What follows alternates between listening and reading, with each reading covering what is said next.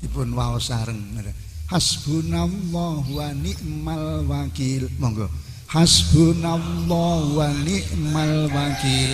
Hasbunallahu wa ni'mal wakil. Hasbunallahu wa ni'mal wakil. Hasbunallahu wa ni'mal wakil. Hasbunallahu wa ni'mal wakil. Hasbunallahu wa ni'mal wakil. Hasbunallah wa ni'mal wakil. Hasbunallah wa ni'mal wakil. Hasbunallah wa ni'mal wakil. Hasbunallah wa ni'mal wakil. Hasbunallah wa ni'mal wakil. Hasbunallah wa ni'mal wakil. Min khawasi hadhil ayatis syarifah, iku setengah saking khasiat-khasiate iki ayat kang mulya. Iklam utawi dawuh iklam. Iklam ruwa sapa sira ya akhi, sedulur lanang ingsun. Wafaqaka muga-muga paring pitulung ing sira sapa Allahu Allah li sholihil qauli, maring baguse pengucap wal amali lan baguse amal. Wa adaka lan muga-muga ngedohake sapa Allah ing sira, didohake an ahli ghawayati sangka ahli sasar, wal kasali lan ahli aras-arasen. Niki dawuhipun Imam Syamili ngoten. Lisahibil kakak muradipun ya akhi, papa kok kakak niku sira senajan niku mufrad tapi ingkang dipun kersakaken sedaya ingkang mireng. Kados ini dawuh iklam ngoten iki. Iklam. Kok mboten iklamu ten kitab-kitab niku keteranganipun insyaallah wonten Jauharul Maknun wonten Uqudul Juman ugi wonten. Mugi-mugi Gusti Allah paring pitulung dhateng kita, dipun tulungi dhateng pengucap ingkang sae lan ngamal ingkang sae. Lan mugi-mugi Gusti Allah ngedohaken dhateng kita saking ahli sasar lan ahli aras-arasen. Dan iki toko nggih panjenengan ngoten, menungso niku nggih sifat menungso. Sing disenengi niku sinapa? Nglakoni pendamelan ingkang boten wonten faedahe. Niku panci wis dadi sifatipun menungso. Ngoten. Nek sing enten paedahe ngeten iki aduh kathah aras-arasen. Sakniki kula njenengan saged niti-niti ten badanipun piyambak. Lho nek pas bal-balan ndelok bal-balan niku lho nggih ten TV enten bal-balan.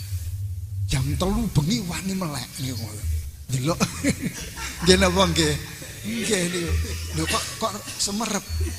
Kula niki nggih semerep yoga kula piyambak niki. Ngoten. Tak wani tangi. Tapi basa kon wiritan hasbunallah wa ni'mal wakil. Aduh, susah. Dan iki panci niku pun sipatipun menungso ngoten niku. Pramila saking menika kalian Imam Syadili dipun ngendikani muga-muga didoaken kalian Allah sangka ahli sasar lan ahli aras-arasen. Man utawi sapane wong iku aroda ngarepake sapa man ayakuna ing yen ta ana sapa Allahu Gusti Allah iku hasibahu kang nyukupi maring man wa wakilahu lan kang dadi to kang den pasrahi dadi wakile man kang den pasrahi man bi jami'i umurihi ing dalem sakabeh pira-pira perkarane man wa yakfiyahu lan nyukupi sapa Gusti Allah ing man syarra jami'i khalqihi ing alane sakabeh makhluke Allah wa yu'ayyidahu lan nguwatake sapa Gusti Allah ing man binasrihi kelawan pitulunge Allah wa yulqiya lan nibaake sapa Allah mahabbatahu ing demen maring man fi qulubi ibadihi ing dalem pira-pira atine pira-pira kawulane Allah payuhliyahu lan paring sugih ing man sapa Allahu Allah min saati fadlihi saking jembare anugrahe Allah. Terus pundi dawuhipun Imam Syadzili, sinten tiyangipun kepengin dipun cukupi kalian Allah sedaya perkaranipun lan dipun cukupi saking sedaya alane makhluk Allah. Enten sinapa Allah badhe dugi lan iki dipun cegah kalian Allah. Lan dipun paringi pitulung kalian Allah. Wa yulqiyahu mahabbatahu fi qulubi ibadihi. Lan dipun demeni kalian kawulane Allah. Indilalah gampang disenengi tiyang. Wa yuniyahu Allahu min sa'ati fadlihi.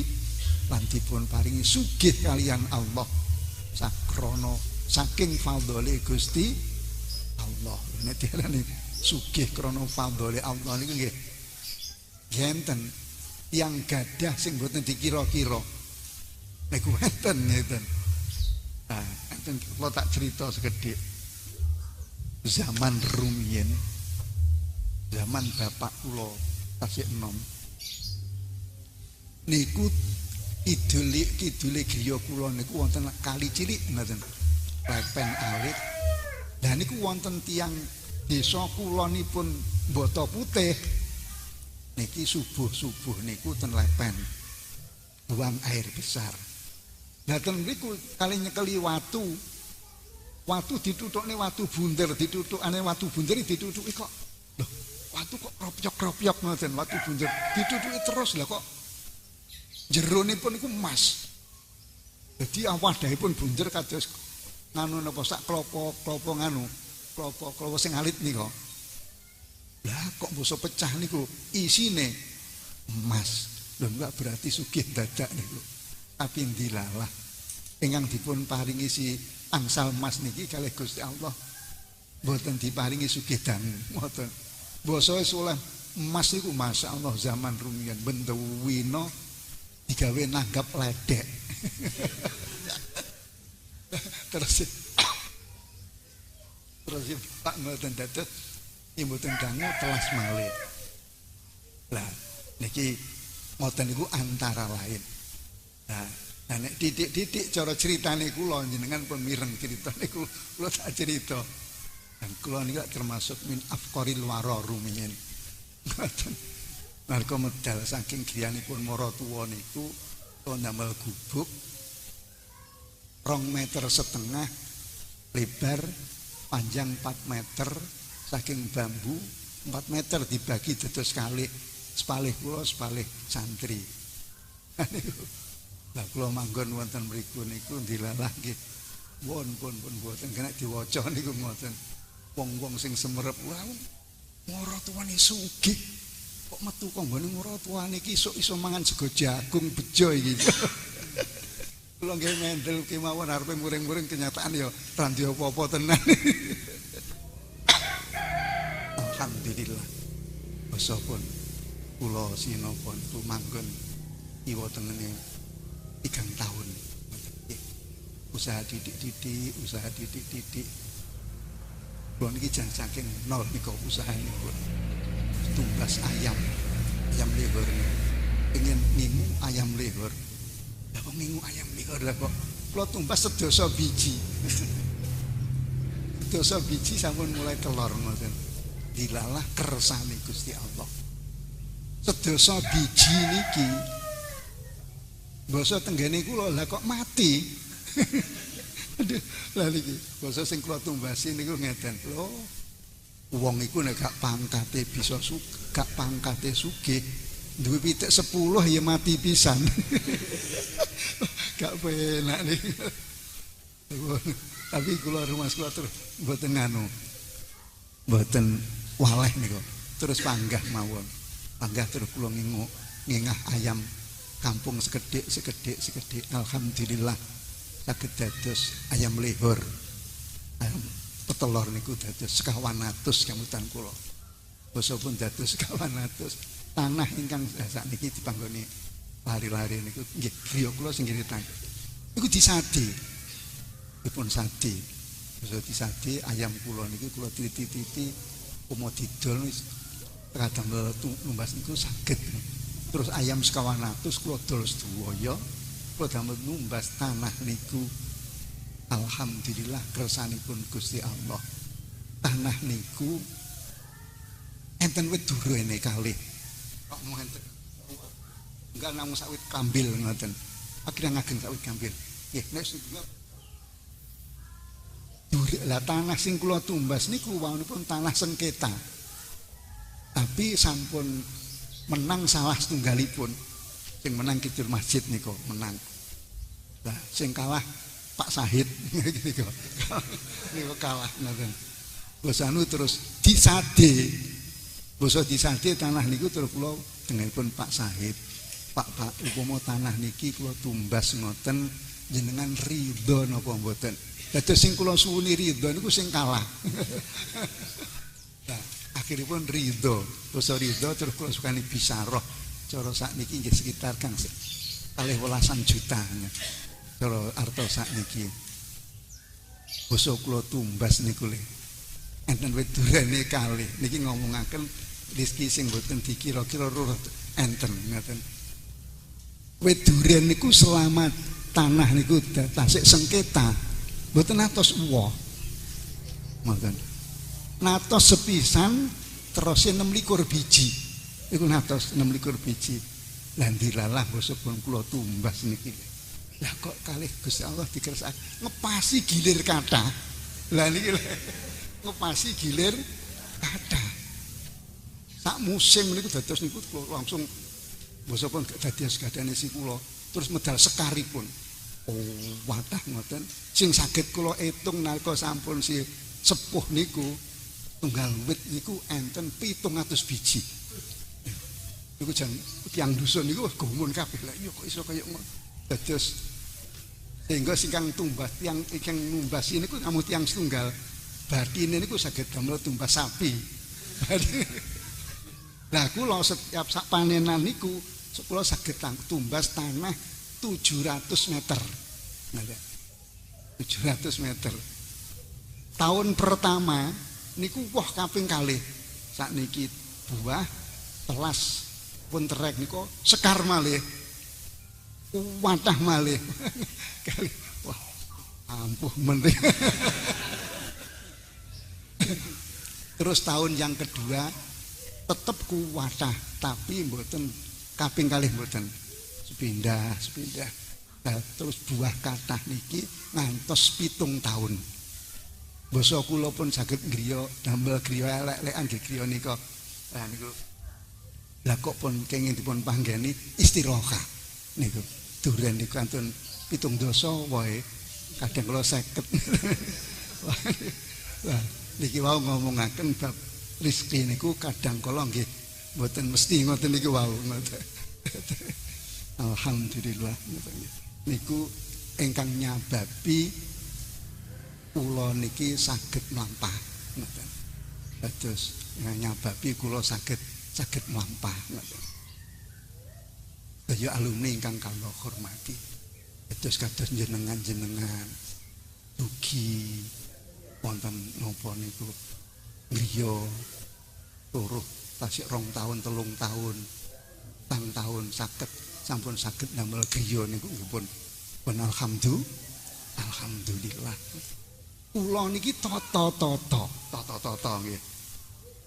Pengin ben iso mlaku kados dene tiang-tiang niku kula tata-tatanipun niku kalih dosa taun. Dosa taun. Dados selama mulai dados manten ngantos kalih dosa taun niku kula niki nek kesah rada cidhek numpak bicak terus. Numpak bicak. Krana napa? Kok mboten ndang tuku sepeda motor di samping mboten saged numpak sepeda motor, krana tasik tata. Dadi niki kula critakake ngeten iki dados kesanipun nganu paham mampahipun mangke nek jenengan-jenengan enten sing kaya kula nggih kudu nrimo saandawis. Dados mosopun kalih dosa taun badhanipun saged haji. Kula sampun haji terus ibunipun sampun haji kula ping kalih. Terus ibunipun tasih kaping sepindah lan niku mulai melok-melok kados ini tiang-tiang ngoten. Nah, mulai melok-melok wong-wong niku ya duwe roda 4 kene mulai. Alhamdulillah. Dadi niki namung kula damel guyon mawon nggih. Dados ngoten niku. Dados niki wayu liyallahu min saati fadli. Berarti nggih. Wong rezeki niku tekone nggih. Boten wis purun tinggi nggih. Angel dikira-kira ngoten. Kula niki jek nembe niki nggih Ramadan tanggal 11 enten tiyang teko. Roh lah kok njaluk KTP kula. Ngoten. KTP kula dipun suwun. Kalih kakak. Kula tangleti. Damel napa? Ajeng kula fotokopi. Lho nek wis difotokopi tur damel napa? Anu, ajenge paring sepeda motor jenengan. Oh ya. Angger kula nek ngawusi basa pun cah itu dinten dereng dugi, kalih dinten dereng wah aku dihapusi kira-kira. Basa 3 dinten lah kok enten dealer napa kiriman saking daerah. Oh, bener nek ngono kula nggih, kula tampa mawon nggih.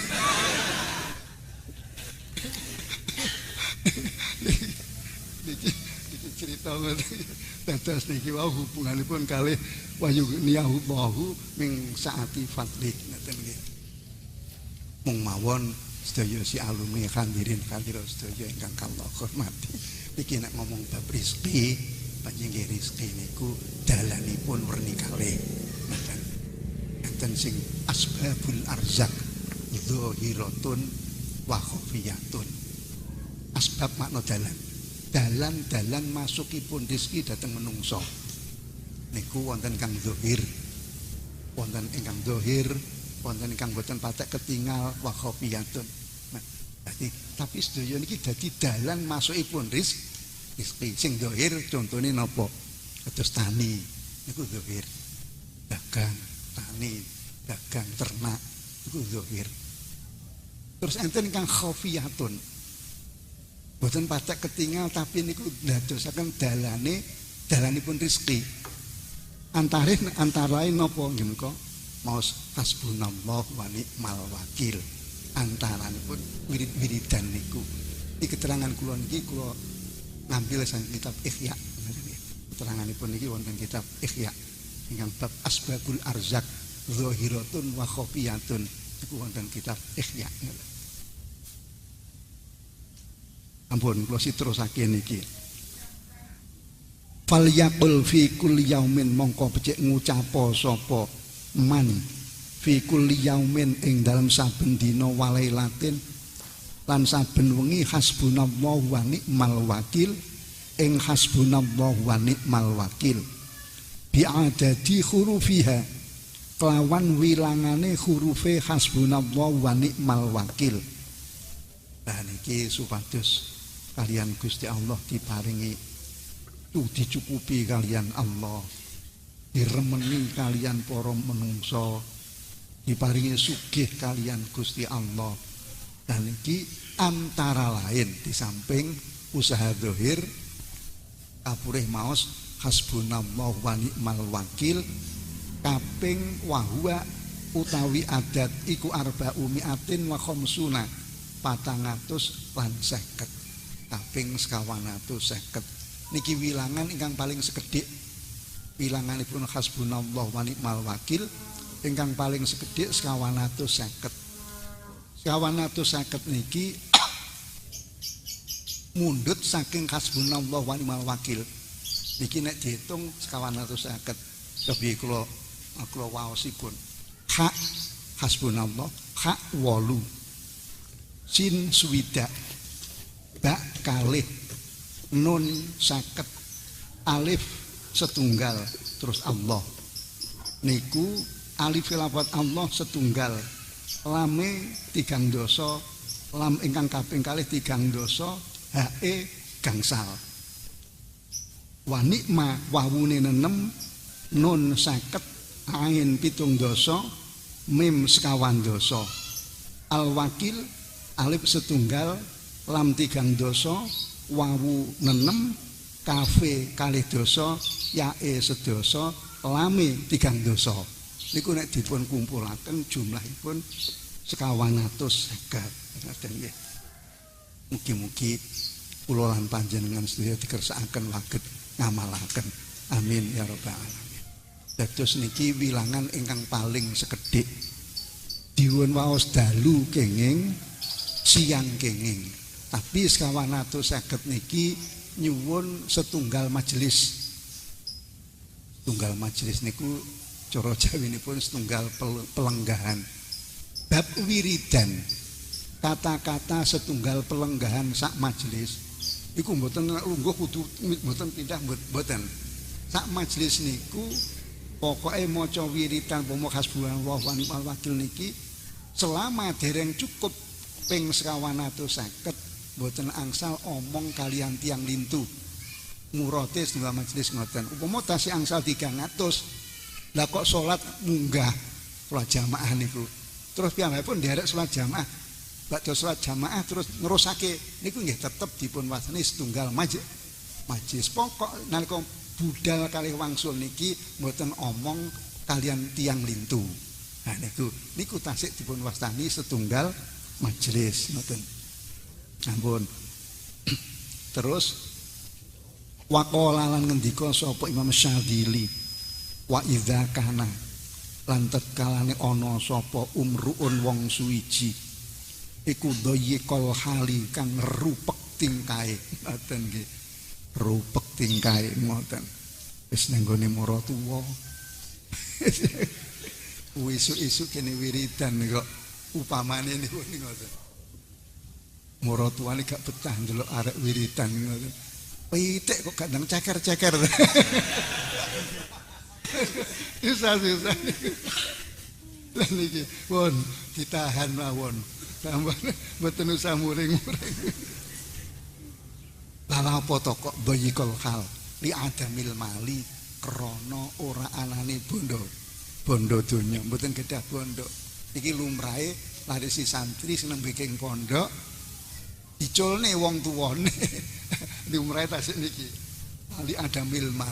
Ngoten nggih mboten dangu ngoten. Wa muhtaqaronan den remehake indan nasi ing dalem sandinge menungso. Nah niki sering terjadi kawontenipun santri-santri muhtaqaron. Mbok dhewe gak usah anakmu dirapekne oleh santri, gak iso ngaji, gak iso nyambut gawe. Kadang kula niku terjadi ngoten niku. Tapi siyen nek sakniki rumah kula mboten. Santri niku digoleki tenan ngoten. Kalih lare sing goleki niku. Wong kula niku latos didugeni lare Jombang, lare Perawan ngoten. Lare kalih. Nyuwun donga supados dipun dongaaken saged angsal santri pondok ngoten. Berarti lah terus piyambakipun sekolahipun umum pun dhuwur. Kula nggih nganu to niku, nggih tanglet. Mbak napa alasane jenengan iki lho kok golek santri pondok sing sameng suwun kok santri pondok kok mboten sing sekolahe padha-padha dhuwure ngoten. Jawabe niku ngeten. Nganu iki. Lumrahe santri pondok niku tanggung jawab. Jawabe nggih namung ngoten niku. Lumrahe santri pondok niku tanggung jawab. Wis tanggung jawab apane. Iku nggih, kula mboten tekok terus mboten namung jawabanipun mriku ngoten. Masyaallah. Pun kula diterusaken. Wa muhtaqaronan den remehaken indan nasi ing dalem sandinge menungso wae romu tabarin tur kang ora den anggep karo menungso. Krana gak di apa-apa mboten dianggep sehingga kawontenanipun Syekh Luqmanul Hakim wonten kitab Ihya ngendika dhateng yoganipun ya bunayya istaghni bil malil halali anil fakri ger anakku sampeyan golek sugih usaha ben iso dadi wong sing cukup bab rezekine neh iso dadi wong sing sugih. Iki dawuhipun ninggalo fakir. Iki dawuhipun Luqmanul Hakim dhateng yoganipun. Terus dawuh napa kok piyambakipun ngendikan ngoten fa innahu maftaqara ahadun illa asobathu salasu khisalin. Ini longger lumrahe wong niku nek fakir malih dados pemuka masyarakat bab urusan agama niku kok fakir, omah mboten gadah, ngoten omah tasik kok dereng gadah, terus bab urusan napa yang dipun liwet setiap hari nggih tasik pados-pados ya niku dipun wastani tasik kok niku biasane tiyang niku dados pemuka agama kok fakir. Pak innal maftaqara akadun ila asobat salasu khisal niku napa niku kagungan kelemahan werni telu. Ngoten. Tunggarik kotun bidinihi. Agamane lemah, ngoten. Agamane lemah. Niku nggih. Boten usah kula terangaken kenyataan ngoten niku. Padhofun fi aklihi. Dhaif akale. Apes akale. Wadhahabu muru'atihi. Nomor 3, hilang sifat pemberanianipun. Rono fakir ajeng ajak-ajak ngedekake ndamel masjid rapatek wani mergo gak wani dadi pemukane ngoten. Nek wong ora digadah ngoten ayo gawe masjid aku 50 juta. Ngoten nggih. Nggih pantes nek mboten gadah napa-napa niku nggih pikir-pikir ngoten.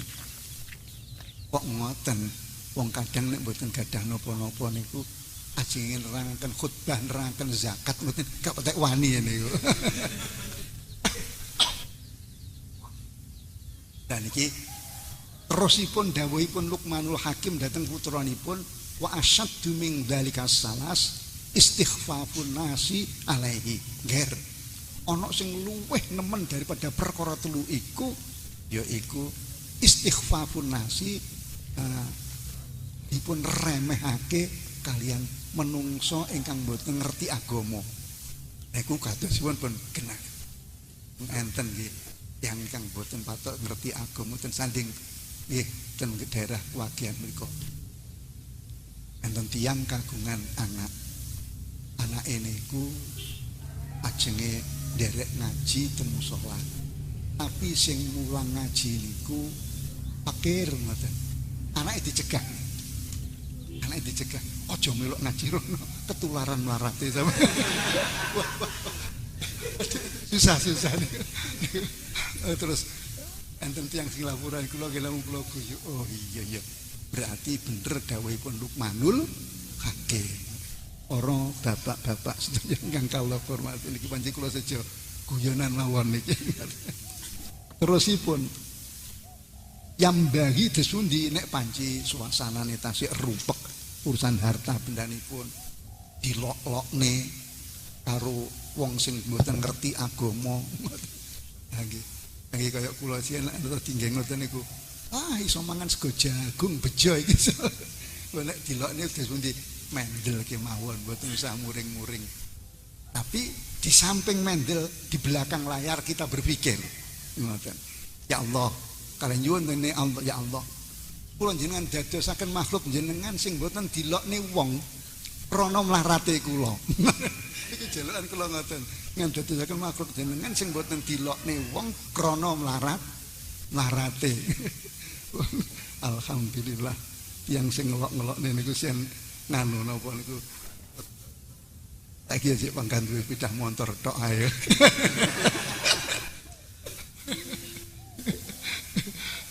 Lo gledek-gledekan roda 4 rada duwe didik-didik. Ngampun kula terusake. Yang bagi mongko sayukja apa yastahila yen to ketungkul miretake sapa umruun bihadil ayati ing iki ayat arba'ina ing dalem mangsa 40 apane yauman dinane. Likulli yaumin duwe niki wajah kali ini ora diterkip ngoten. Likul yaumin duwe saben dina ba'dal fajri ing dalam sause fajar alfa marratin kelawan 1000 ambalan utawi likul yaumin iku kedue saben dina ba'dal fajri alfu marratin. Ngoten nggih saged. Lah niki nek ngoten terus pundi ken ngajekaken wiridan maos hasbunallah wa ni'mal wakil selama 40 hari paling sekedhikipun. Setiap mulai wiridan badane wedalipun fajar sodik. Dados subuh mulai manjing iku sampun kenging wiridan. Ambal kaping pinten? Kaping 1.000. 1.000 niku sekitar butuhaken wekdal 12 menit. Sekitar 12 menit. Lah mangke kok upaminipun biasanipun ten daerah niku werni-werni enten ingkang badapun adzan lajeng salat sunat qobliyatal fardhu qobliyatal subuhi langsung kok terus salat subuh Kang enten ngoten niku cepet niku. Lah mangke nggih wiridane badha salat subuh niku ngoten. Kaping 1.000 wadakwati taskhir lan dungane dakwati taskhir. Lan dakwati taskhir. Donga kadamel nglulutake menungso, nglulutake bondo donya salah samarrotin lawan telung ambalan yasiru mongko bakal dadi si sapa umruun iku gonian wong kang sugih waya daru ampertelo lahu kedue umruun opal adomatu keagungan wal jalalatulan sifat agung bihai sukuluman kelawan sekirane utawi saben wong ro'ahu kang weruh sapa kuluman ing umruun adomahu anapa niku jenenge iku bihai sukuluman kang sekirane utawi saben wong ro'ahu kang weruh sapa kuluman ing umruun iku adomahu agungaken sapa kuluman ing umruun ngoten nggih. Dados teruse wayalu lan pertelo ala nasiatihi ing atase dhuwure bon-bonane man apa sarul kismati pira-pira labete pasinggihan labete kehormatan labete keagungan. Nah niki sing rada angel syaraté niki. Lakin bisyarti ayyakuna tetapi kelan syarat yen to ana sapa umruun niku mustahkiman kang kukuh fi makanil itqoni ing dalem panggonan kuwate yakin niki sing kedah dipun belajari kedah yakin ingkang saestu waqawiyal qalbi lan kuwate ati wal janani tegese ati liasila supaya tumeka si sapa umruun ila muradi maring kang den karepaken umruun. Dados kula sahipun dene ngeten iki kok upama kula jenengan ngamalaken sampun sekawan dosa dinten kang langkung sae mangke dipun wangsuli malih terus cekap dipun wangsuli malih nah ngoten niku langkung sisae ngeten. Dados di samping niki ingkang langkung sae malih kula jenengan tetep kagungan wiridan hasbunallah wa ni'mal wakil senajan namung kaping 950. Nah niki sing ngoten.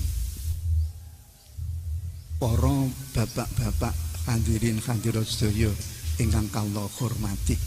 Niki antara lain asbabul arzak al khofiyah.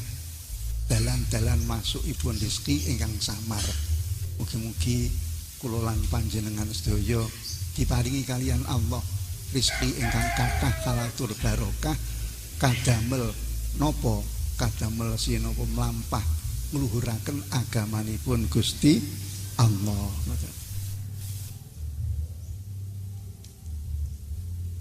Para hadirin hadirat sedaya ingkang kula hormati. Dados niki mangke hasbunallah wa ni'mal wakil badhe kula ijazahaken dhateng panjenengan sedaya kalian sulamul futuhat. Sulam niku maknane ondo. Sulam futuhat pira-pira pembuka. Dados kitab Sulamul Futuhat niki cara riwayate awitane niki kula niku biasanipun tiyang dusun niku nyuwun ngaji nika malam Selasa, malam Rebo ngoten nika. Ya terus ngaji nggih. Sak mlampah-mlampahe ngoten nika tiyang sekedhik. Dangu-dangu niku enten ingkang matur, "Kyai, mbok nggih keteranganipun niku mangke enten druwange ngoten." Supados saged napa niku saged dipun damel dipun waos kalian tiang-tiang ngoten. enten kang nyuwun supados dibendel ngoten. Akhiripun dados Sulamul Futuhat niki juz tunggal. Setiap sak juz niku setahun. Dadi nggih wis mboten wis nggih. Mboten nemen-nemeni ngoten. Mboten nemen-nemeni. Alhamdulillah. Kalih dosa tahun nggih, kalih dosa juz. Panjang nggih ngoten para bapak-bapak khususon jenengan-jenengan sedaya ingkang sampun duduk dalam masyarakat. Panci wonten sidhawuh inggih menika si napa niku dawuhipun Syekh dawuh pundi nggih niku malah dawuh Kanjeng Nabi. Kanjeng Nabi ngendika afdhalun nasi al-alimu allazi inikhtija ilaihi nafa'a niki nggih. Langkung afdhali menungso niku tiyang ingkang kagungan ilmu lamun dipun butuhaken kalian tiyang lintu piyambakipun saged paring manfaat. Iki sae niku jenengan kagungan ilmu dibutuhaken tiyang lintu tanglet dhateng jenengan utawa wong liya dugi ngene si jenengan Gus napa yoga kula nangis mawon iki Gus pundi amrih mangke dilalah jenengan saged ngoten. Oh nggih pun anu napa niki beto niki khusus jenengan betani terus wis gak nangis lho niku jan manfaat niku bingung wong tuane niku kok nangis terus piye anak sing tekone Gus des pundi niki yoga kula umur 26 tahun nih kok durung duwe bojo kan niku nek sing dadi dukun niku Cik Joko ya mungel mawon ora rabine mawon ngoten niku lumrahipun ten pondok mboten dipun belajari, mboten dipun pelajari. Nggih napa nggih? Nggih, ten pondok niku Sekolah Muhammadin wa Maliki ngoten niku. Masyaallah. Kula niki termasuk nganu. Nah kok ten pondok niku panci kalih Gusti Allah niku dikersake remen nganu. Ilmu alat niku lho nggih. Remen ilmu alat kula niki. Dadi ngeten-ngeten iki wawunipun mboten nganu. Mboten kesangkut ngoten. Mboten kesangkut. Kula niku saking remene ilmu alat. Basa kula pun apal alfiyah nika. Kalih kula budal ten pondok niku lak mboten patek diizini ngoten. Krana saking mboten entene sangu ngoten. Basa wong tuwa jaler kula semerep kula apal alfiyah. Kula ajenge dipun khotami. Diingokake kambing niku kalih. Ajenge dipun khotam. Kula mboten purun kula. Mboten purun. Kula matur ngeten, Pak. Kula nek mboten apal Uqudul Juman, kula mboten usah njenengan khatami. Kumlelet iki. Alhamdulillah. Basa kula pun apal Uqudul Juman, alfiyah kita sik apal, terus kanca-kanca kula dugekake ngoten. Teng griya kula. Nah, alhamdulillah. Iyai kula nggih kula dugekake, kanca kula nggih kula dugekake. Nah, istilahé syukur ngoten, syukur ngoten. Nah, terus napa niku yoga kula niku nggih ngoten sing astri-astri niku nggih kula syukuri ngoten. Khatam alfiyah nggih kula khatami sak mampunipun ngoten. Niki sinembe niki ngatami nggih kula diitung kali arek pondok ngenten ndugekake sekitar yang 800-an ndak wisipun. Syukur ngatami yoga kula niku. Masyaallah ngoten. Dados kula panci sing ngoten gadah yoga napa kepengin yoga kula niku saged ngaji. Berarti niku sing kula nganu. Ini masalah urusan golek rezeki mangke alon-alon. Mangke alon-alon teko pokok saged ngaji ngoten. Alhamdulillah nggih pun.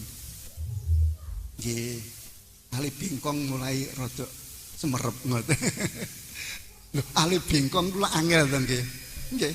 Kata-kata alif bengkong ngoten. Lho, berarti nek alif bengkong berarti ya nek alif ngadeg ngoten. Nah, sing angel malih mboten ngoten. Nyumerapi yak ngadeg. Nah, niki. Nyumerapi yak ngadeg. Asline niku yak tapi ketoke alif niku sing angel malih niku. Contoh kados ini aul ya. dipun ikutake wajan fu la niku ul ya niku tulisane al ain lam ya tur alif ngadeg asline mboten ngoten krana ya ketemu karo ya lah kira mboten wantun niku wah abot ngeten iki kudu enek sing ngadeg sitok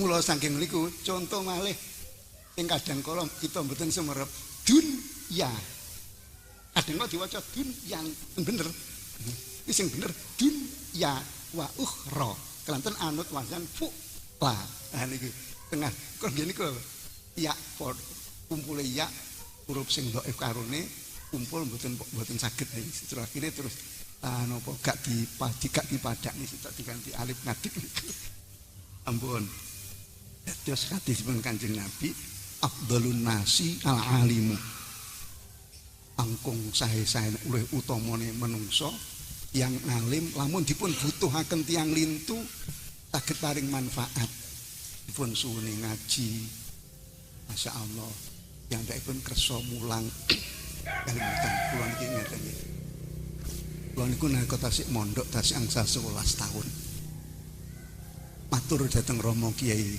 Zamroji dari Sabtu bakda salat asar matur ngeten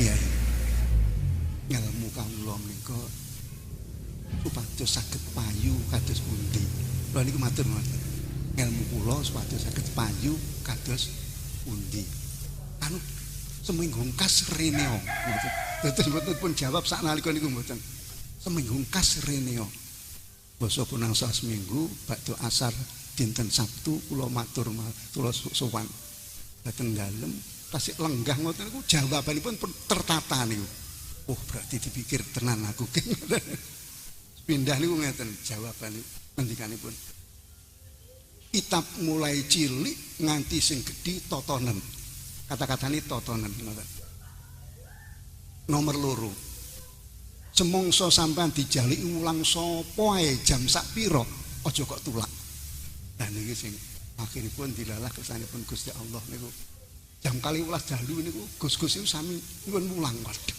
iki aku ngoten tapi nggih krana angsal dawuh ngoten niku dados kula mulang niku siang niku baksa enjang niku mulang ten sekolahan niku full ngoten bakda dhuwur ngaos full gak ngantos dalu ngantos umbah-umbah niku mboten kongang kula niki mboten kongang terus anten satunggal kamar niku terus sering madosi klambi kula sing rusuh-rusuh niku diumbahaken.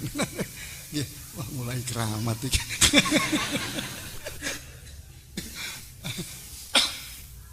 Niku dawuhipun Kyai kula ngoten niku. Nomor 3. Ora usah poso. Wah, seneng kula niku.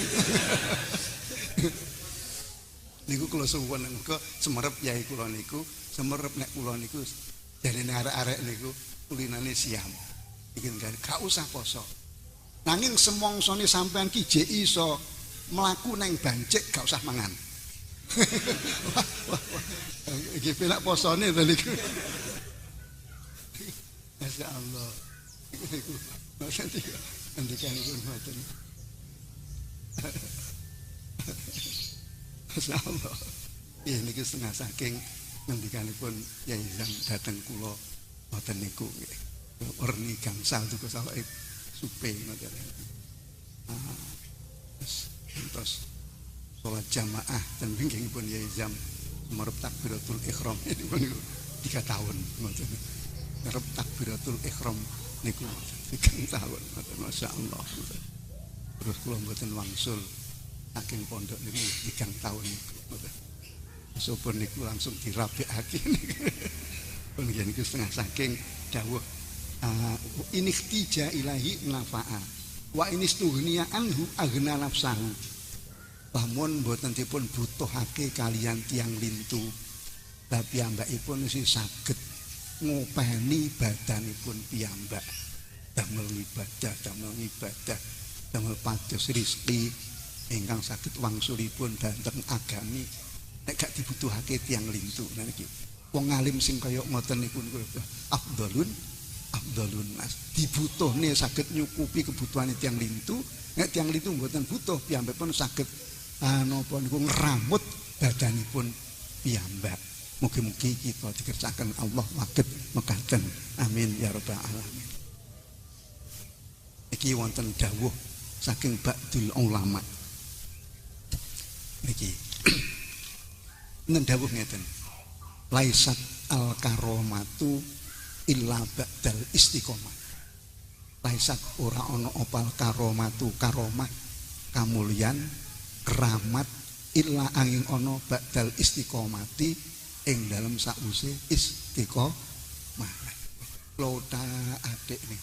Oh, ini berarti dawuh leres nih. Laisat al karomatu illa ba'dal istiqomah.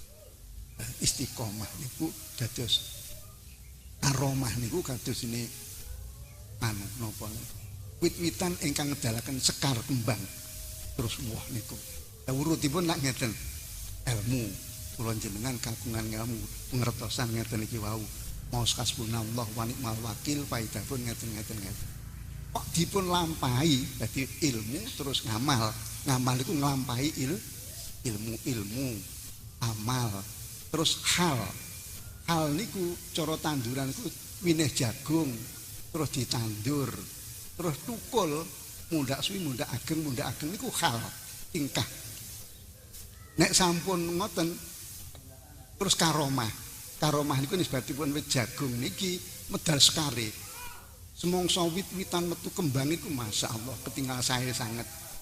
Nek wis duwe karomah niki dangu-dangu saged hakikah buah niki ngoten. Nek gadah karomah kok ditinggalaken masalah tanduranipun niku wau mboten dipun openi nisbate kula jenengan wis gadah kamulyan keramat omong ngoten niki wau bab urusan sugih niki bab ngomongken bab donya sing penak damel sorah usaha dikersakaken kalian Gusti Allah sampun longgar rezekine wiritane ditinggal iki padha karo kadang kala jeglek niki jan saestu enten kok gadah sederek naminipun napa niku jenenge imam ngoten dipun ijazahi kalih kiai nipun maos napa niku jenenge si sholawat nariyah kaping 11 setiap ba'da salat maghrib terus setiap malam Jumat Legi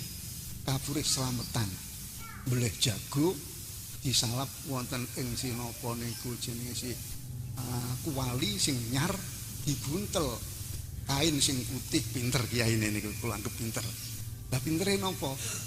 Paling roh santri niku medhit paling. Paling medhit niku terus dikokon slametan iki gak dikokon slametan iki gak gelem slametan iki. Lah kok ada kuwali sing nyar lah nggih teng kene nyar ya digawa gak ireng kabeh. Ditutupi si napa kain sing putih ngoten niku. Itu dipun ngamalaken kalih Gusti Allah dikersakaken cocok niku. Tapi piyambakipun lewat pun tani cocok ngoten. Dados tiyang sugih. Basa ingkang nijazahi niku sampun wafat. Wiritanipun dipun tinggal. Iki kula semeret saestu nek niki.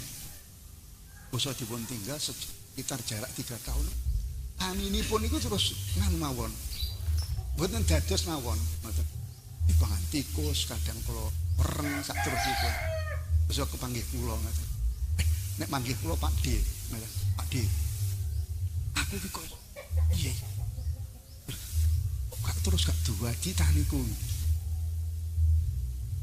Kula pikir. Terus kula paling sampean ki tau diijazahi karo kiai sampean tinggal sampeyan pikir.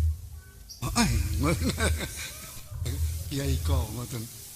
Akhiripun kula kan mangsulake malih wiritan. Bisa dipun mangsulaken alhamdulillah kali Gusti Allah diparingi tangi malih. Niku ngoten panjiten nggonipun kitab nggih ngoten niku keteranganipun.